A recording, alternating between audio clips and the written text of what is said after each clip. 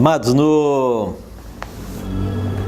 último encontro nosso, estávamos compartilhando sobre as últimas palavras do Senhor a partir do momento em que Ele foi crucificado, né? Então, naquele encontro nós falamos sobre a palavra de perdão, quando Ele estava sendo crucificado, quando Ele estava sendo ali maltratado, zombado, escarnecido. Lembrando que na condição de homem, como nós, né, naquela situação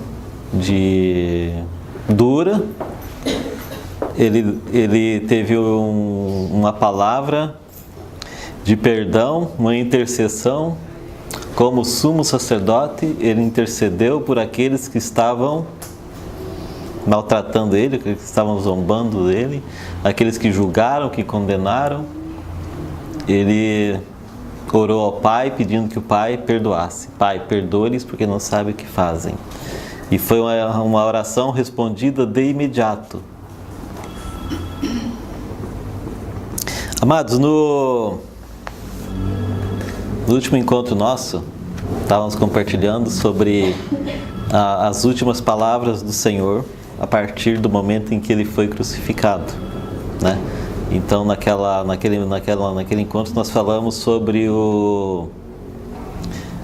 a palavra de perdão, quando Ele estava sendo crucificado, quando Ele estava sendo ali maltratado, zombado, escarnecido. Lembrando que na condição de homem, como nós, né, naquela situação dura, ele teve uma palavra de perdão, uma intercessão. Como sumo sacerdote, ele intercedeu por aqueles que estavam maltratando ele, que estavam zombando dele, aqueles que julgaram, que condenaram. Ele orou ao Pai pedindo que o Pai perdoasse. Pai, perdoe-lhes porque não sabem o que fazem. E foi uma oração respondida de imediato.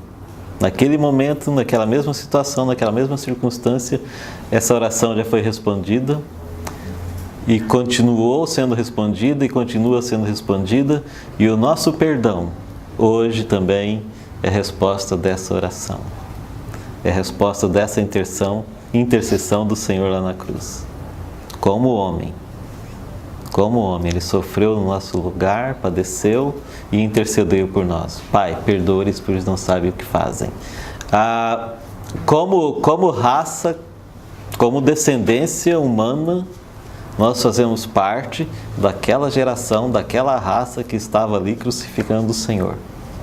Então o perdão do Senhor também se estende a nós. É por isso que eu converti, é por isso que você converteu, é por isso que muitos converteram e continuam e vão se continuar convertendo, porque ali na cruz o Senhor liberou o perdão, o Senhor orou perdoando, pedindo ao Pai para que perdoasse, né?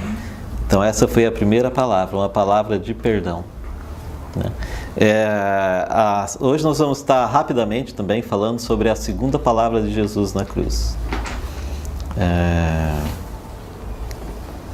Gostaria que nós abríssemos lá em Marcos.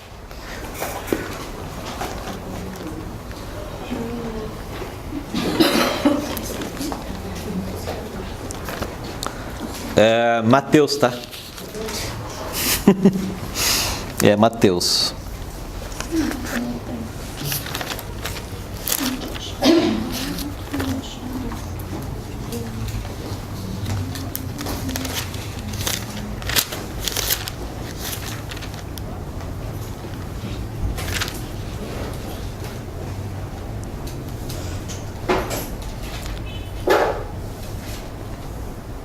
Mateus 27,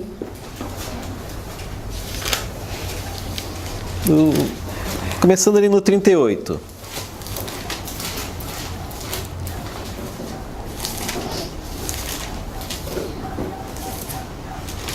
E foram crucificados com ele 2 salteadores, um à direita e outro à esquerda.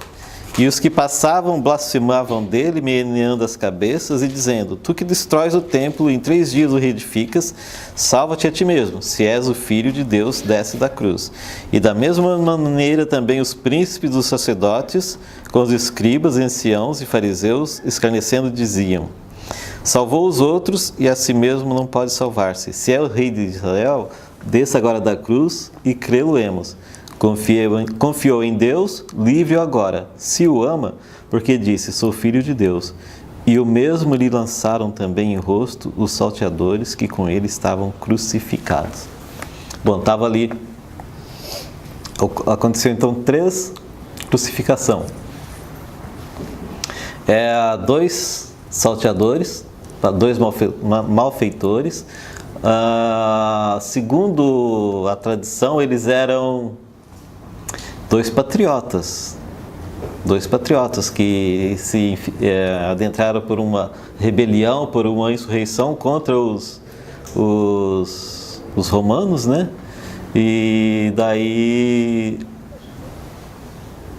traição, isso aí não teve traição. Para aquela época, contra os imperadores não tinha perdão. Era crime mesmo. Então essas 2 pessoas que foram crucificadas ao lado de Jesus. Jesus tinha acabado de ser passado por um julgamento. É um julgamento também sem validade alguma, juridicamente, legalmente, aquele julgamento não tinha nenhuma validade. E agora ele foi crucificado com 2 malfeitores, um de cada lado. E aqueles malfeitores, depois nós vamos até estar vendo que eles até mereceram. Se fosse olhar pela julgamento legal, eles mereceram. Mas Jesus não deveria, a vida dele não dizia nada, não tinha nada que justificasse ele passar por uma crucificação. Em Atos 10:38 diz que ele andava por toda parte, né? Atos 10:38. Deixa eu ler rapidinho aqui.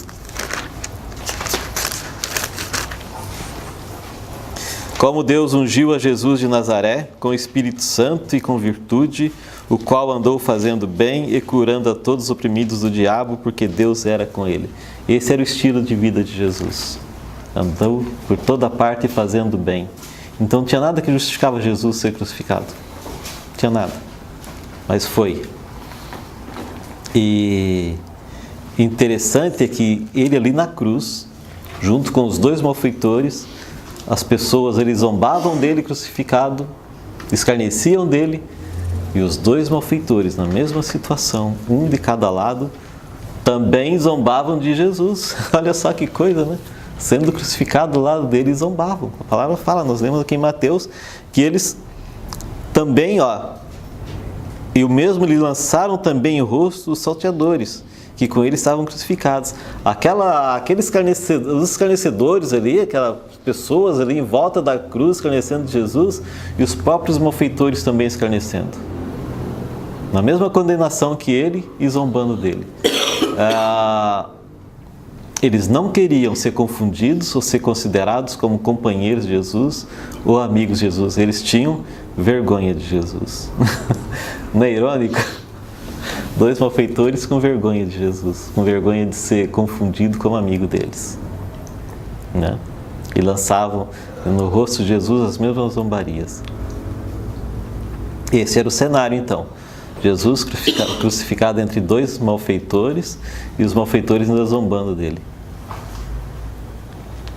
Mas de repente nós podemos ver essa atitude deles, essa atitude dos 2 malfeitores zombando de Jesus sem ter motivo algum. Jesus não tinha feito mal nenhum a eles, nem conhecia, nem sabia quem era, mas essa atitude deles zombarem de Jesus, ela nos revela a inimizade de um homem carnal contra Deus, a inimizade do homem carnal, da mente carnal contra Deus. Mas em meio a essa situação, de repente, vamos para Lucas agora, irmãos, está em Lucas 23.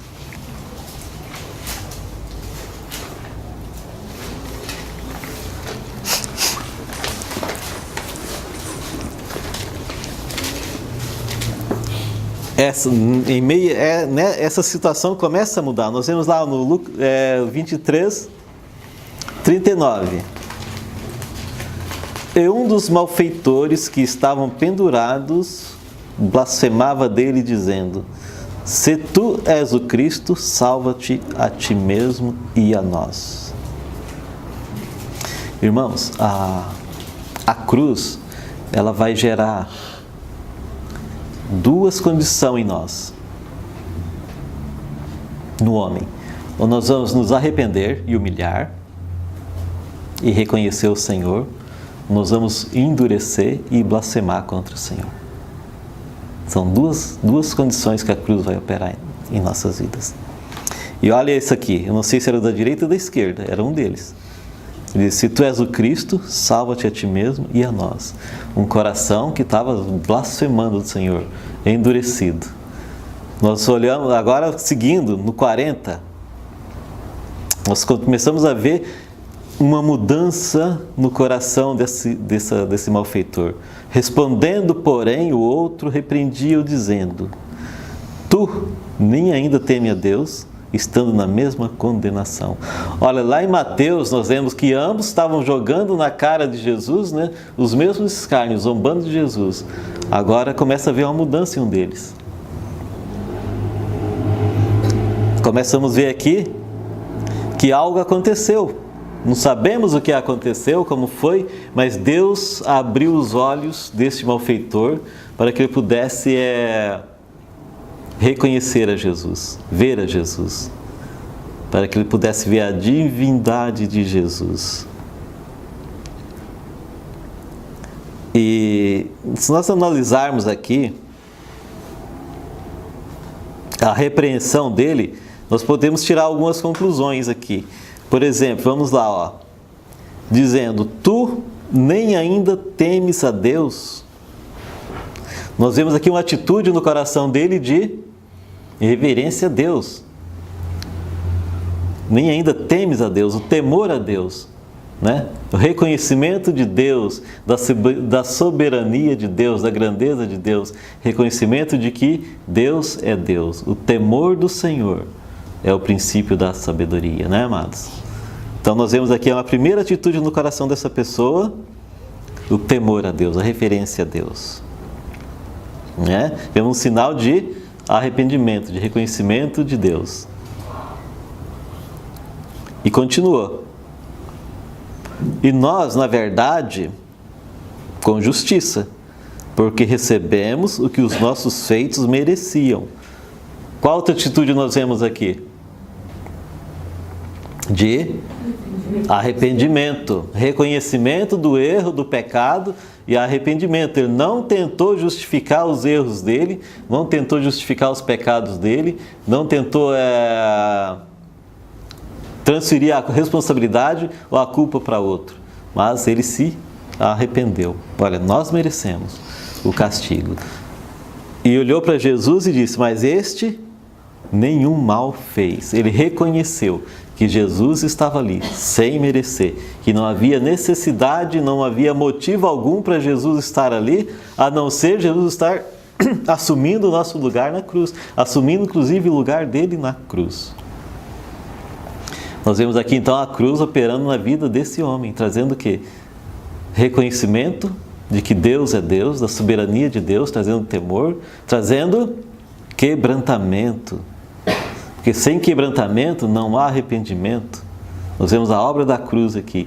A graça de Deus abriu os olhos daquele malfeitor, né? Então a graça e a cruz operando, trazendo arrependimento, trazendo quebrantamento. Mas este nenhum mal fez. A referência, assim, o reconhecimento de que Jesus é santo, Jesus era inocente. Que quanto mais ele olhava para a condição dele de pecador, de condenado, de merecedor do castigo, quanto mais ele olhava para aquela condição dele, mais ele via a santidade de Jesus, mais ele via a irrepreensibilidade de Jesus, mais ele via a inocência e a pureza de Jesus, né? Então essa foi a atitude dessa pessoa que reconheceu a Jesus.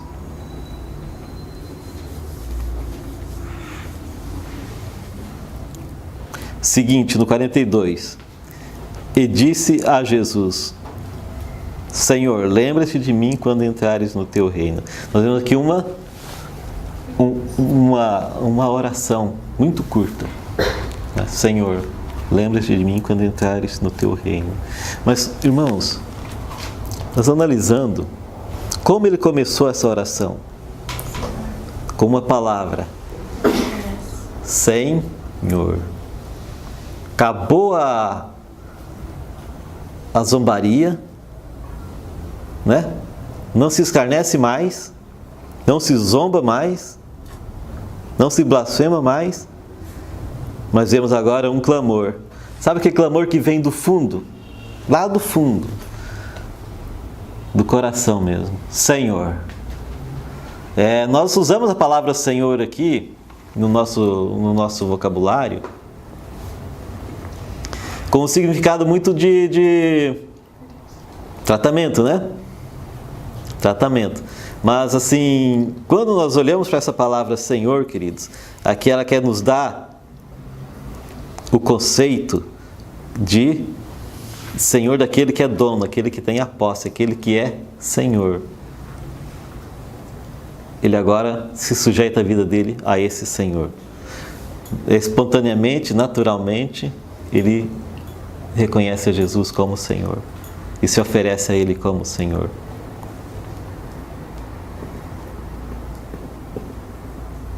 Ele vê a divindade de Jesus. Quando Jesus perguntou para os discípulos, lá em Mateus 16, e para vós, quem eu sou? Pedro respondeu-lhe prontamente: Tu és o Cristo, o Filho do Deus vivo. E Jesus voltou para ele e disse: Bem-aventurado és tu, Simão Barjonas, porque não foi carne e sangue que te revelou, mas o meu Pai que está no céu.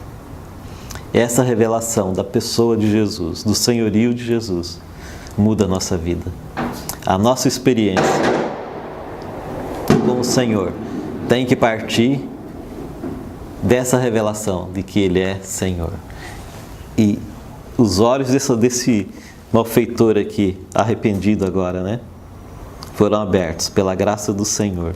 E ele reconheceu a Jesus como Senhor. Uma referência, reconhecimento da divindade de Jesus. Essa é a qualidade da oração dele. E ele continuou: Senhor, lembra-te de mim.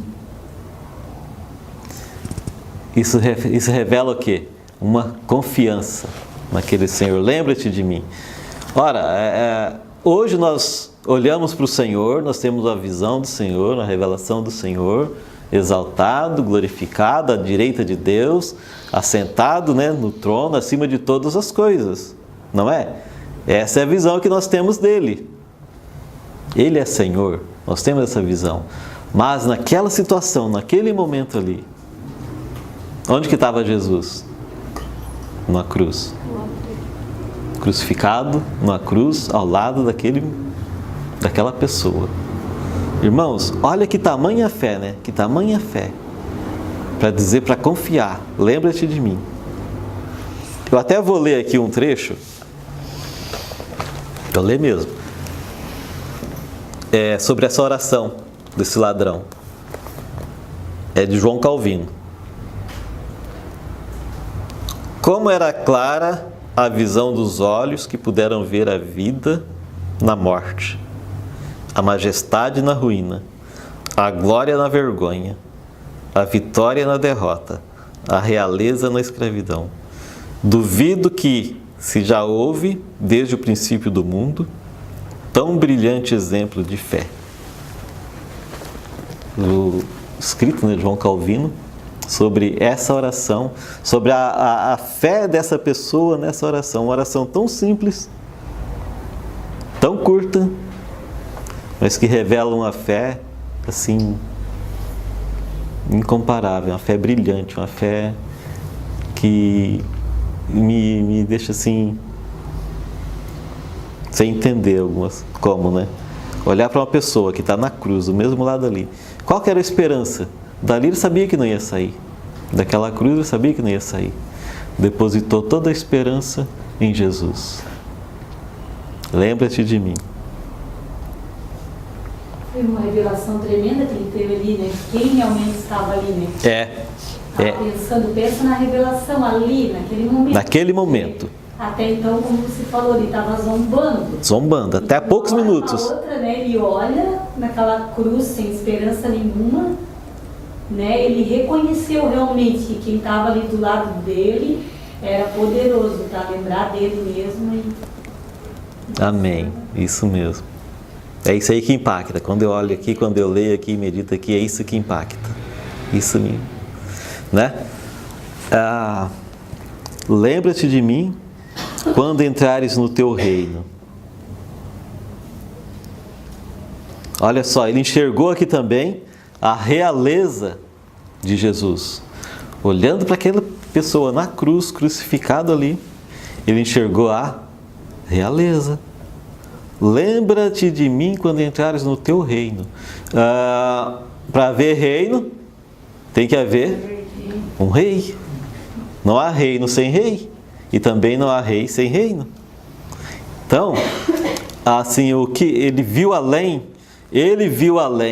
naquela situação, naquele quadro, naquele cenário, ele enxergou além dos discípulos que caminhavam mais próximos de Jesus. Ele enxergou a realeza de Jesus e viu o rei.